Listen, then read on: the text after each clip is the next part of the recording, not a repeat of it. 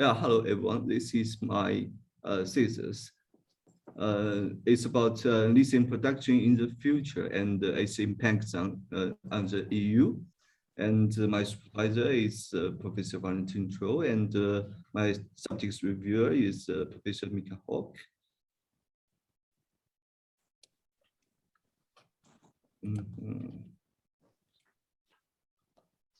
And this is the three principles I used in my thesis, and I learned them from my thesis. The first one is numbers should be a way of helping us to understand the reality rather than simplify it, because I noticed that some people takes the meaning of numbers wrongly, like how we use GDP to describe our happiness. It might be for short in some circumstance. Second one is the extractive industry is an essential part of the human society, reflecting our attitude towards nature and each other. And the third one, the future can be predicted, but is yet to be decided. It's about future studies, so I bring in. And let me introduce the idea of what is mineral intensive transformation. You will see here right now, and the EV car requires 5 times metals than the conventional cars. And we also, along with other mineral intensive green technology here, so which lead us to the scenario, sustainable scenario and net zero scenario you may be familiar with. And you will see by 2014 and in SDS, and the metal consumption will be 4 times than now. And if we are going to net zero, it will be 6 times. And this is by 2014, in sustainable development scenario, and this is what we need for lithium, 14 times than it today. And it's a big number, but we need it because, yeah, reduce fossil fuel consumption, decarbonize our society, and yeah, you will see this is life cycle greenhouse gas emission assessment. And so where are mineral from? Most of them were from, this is currently, most of them from Asia and North American and Africa and America, North America. And yeah, rarely see from EU. And this is a comparison. Harrington did estimate raw material demand for switching the UK's conventional car to EVs, and it would take about half of our global lithium production today. It's very big just for the UK. So my research question will be, what is the possible future lithium production looks like? We will answer it with figures, and yeah. And what is distribution of the lithium resource and the production? And what is global lithium supply and demand? How will it impact sustainable development? And finally, we will answer how can the European Union to satisfy its own needs in a sustainable way. This is my methodology part. First, this is what I used to create scenarios and curve fitting models. The first one is logistic function. The second one is compass function. Both of them based on the idea that growth have patterns and subject to the natural law. So we follow some patterns to growth. And we should notice that the two functions have different reaction to the growth inertia. So they give different curves. And both of them are widely used in the study, such as energy resource production, the groups of thermal and demographic studies, and to stimulation the COVID infection. I will show you an example of the curve. This one is Gamper's curve, and this one is Notice curve. So you will see they are based on the same empirical data, but different reactions. And this is people use Gamper's curve to predict COVID-19 infection based on the real-time data. So you will see how those curves being generated. And data preparation. Yes, we get the data from the United States Geology Survey and the British Geology Survey. This kind of the study, the data from, they provide most comprehensive data for now. And to visit a database of lithium production data in 32 countries since 1920 to 2020. And I combine them into one because there's some advantage and disadvantage in different data sets. And third, we create one pair of the aggregated scenario and the three pairs of disaggregate scenarios, which we can see in the box. And the A scenario is global resources, it's aggregated results, and B, C, D, they are separated by the deposit type, location, and deposit types and the location combined. And we need to know the key elements is ultimately recoverable resources. This is resources we know, and probably they can be extracted economically in the future. And the historic annual production, this is our empirical data.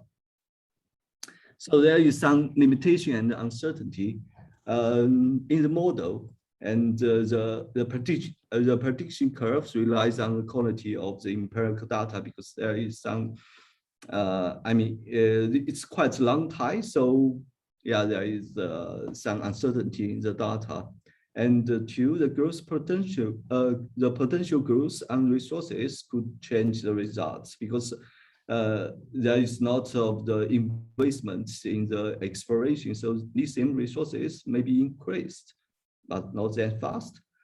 And third, the lithium consumption is simplified in this study. We only consider it EVs because most of our current scenario just includes EVs, like the EIA scenario and most of them.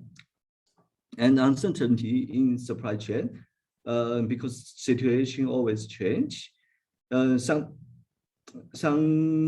critical material could fall in shortage, thus affecting the lithium production, like cobalt, nickel, and graphite. Without them, you cannot create batteries.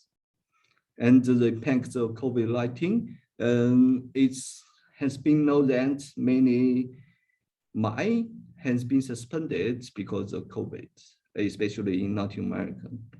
And three, technology change could happen. The solid batteries and sodium batteries, hydrogen fuel cars are possible for the future, but we don't know yet. And this is background information. And left side, we can see the hard rock deposit here, and the right side is bright deposit. So you can see them from the picture. They are so different, which lead to us here. This is like cost of the different types of the lithium deposits. This is briny and the hard rock. There are different shares decided. Three of them decided by deposit type, and the three of them decided by the geographic location. So you can notice that visually how different the elements takes their shares in different types. And the resource distribution also different. The first one is Latin American takes up 16% of the lithium resources today, and the rest of the place takes the 14%, and 68% of the lithium resource belong to the brine, and 13.2 belong to the hard rock. But very interesting one is in terms of geographic diversity, and hard rock lithium is more diverse than the brine, which is concentrated in the Latin American. This is a historic lithium production, and we can see Oceania and Latin American are major producers today. And the three major consumers now are China, European, and the US. And we can see the increasing trade of the consumption. And 67% of lithium used in the battery. Besides that, we have other industry also need lithium. Yes, this is results, and I will bring you some scenario. And this is what we are now. And this is scenario A. Yeah, we can take it as a base for the analyze. And this is the scenario B, by which we break down them by deposit types. And yeah, this is breakdown by geographic location. We see some uncertainty in the production. And this is breakdown by deposit type and locations. So compared to the other three scenarios, you will see it's quite low, which reflects huge uncertainty in the future production. So what we can take, yeah, this is a stable platform we reach, like the 5 of the 8 scenarios suggest that the lithium production may fall into that platform of about 400 kiloton per year. It's very interesting, but our ideally scenario is the scenario B. Because it supports a long time P production here and catch up with emerging demands before 2050. Yeah, you can see this is move from here to here. And in terms of a deposit type, and we need to notice that this is 2015. Before that, hard rock mining is crucial for expansion of production. But after that, brine lithium mining is very crucial for expansion. This is a hard rock share because before 2015, it takes up like 18% of global supply, which makes it will be a very important source. And in terms of geographic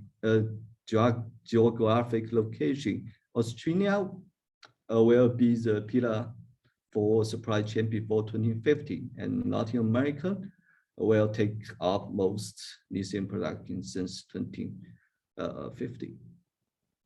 And this is a difference between scenario. This is compass curve, and this is Nordic curve, and this is scenario B, and those are scenario D. So in totally, there is some gap in compass functions. There is 400 kilotons per year gap, and this is in logistic 6 kiloton per year gap. So it's quite huge. We are going to figure out why, because 15% of the brine lithium resources aren't included because Bolivia, United States, Germany didn't have any production yet, so they can really be noticed in the procedure. And in terms of hard rock, North American, Latin American, European, and Africa takes up 17% of the hard rock lithium resources, but with just very little production. So the curve shifts from here to here.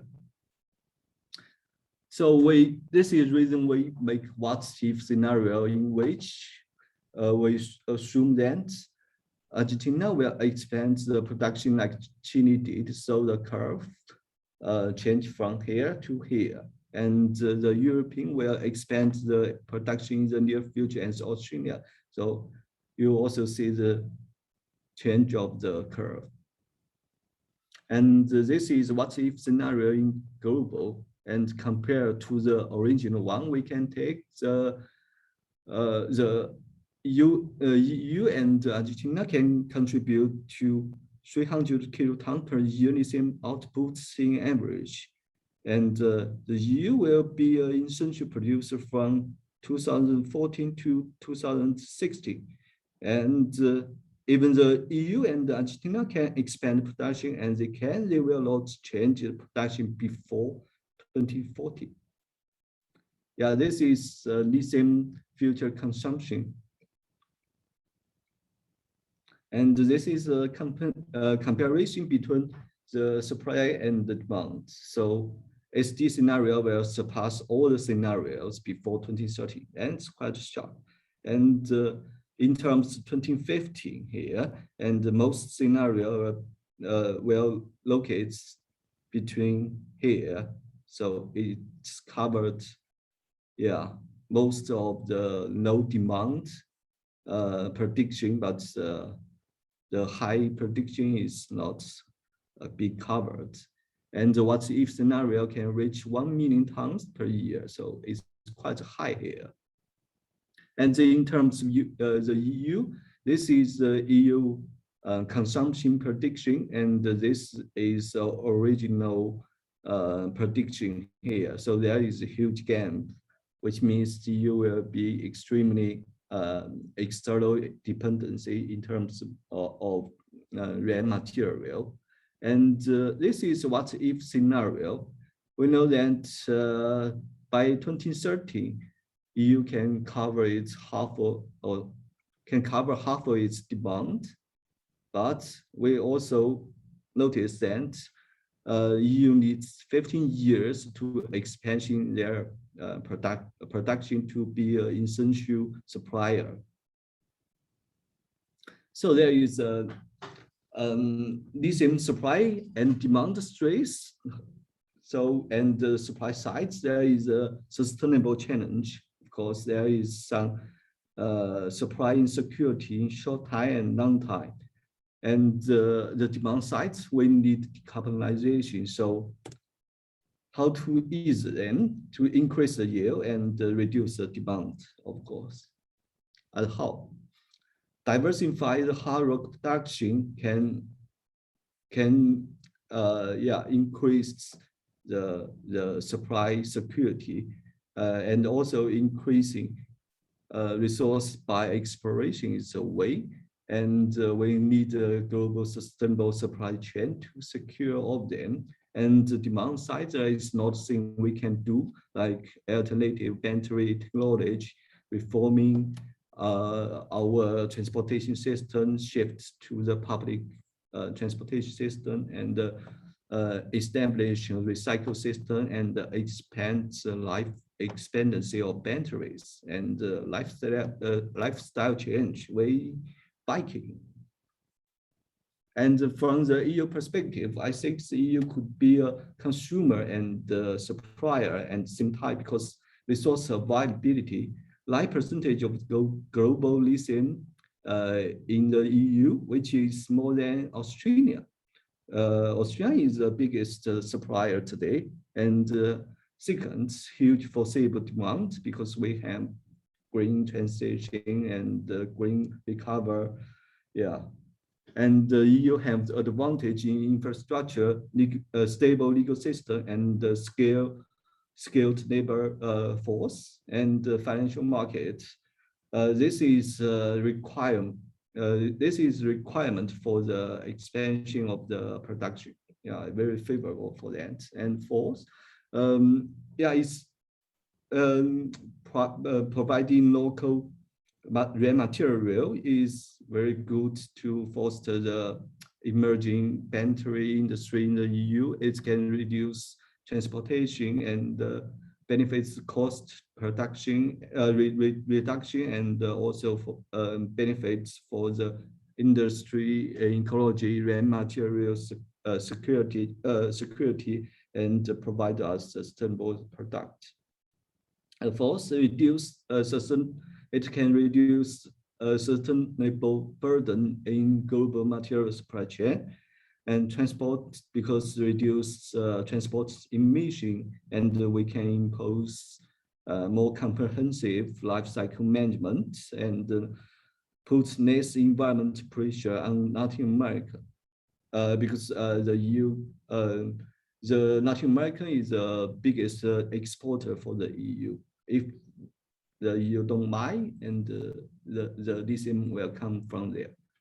And the global supply chain is inevitable, because even EU can expand its production, it's not possible to cover all its demand. So yeah, this is what I take. And thanks.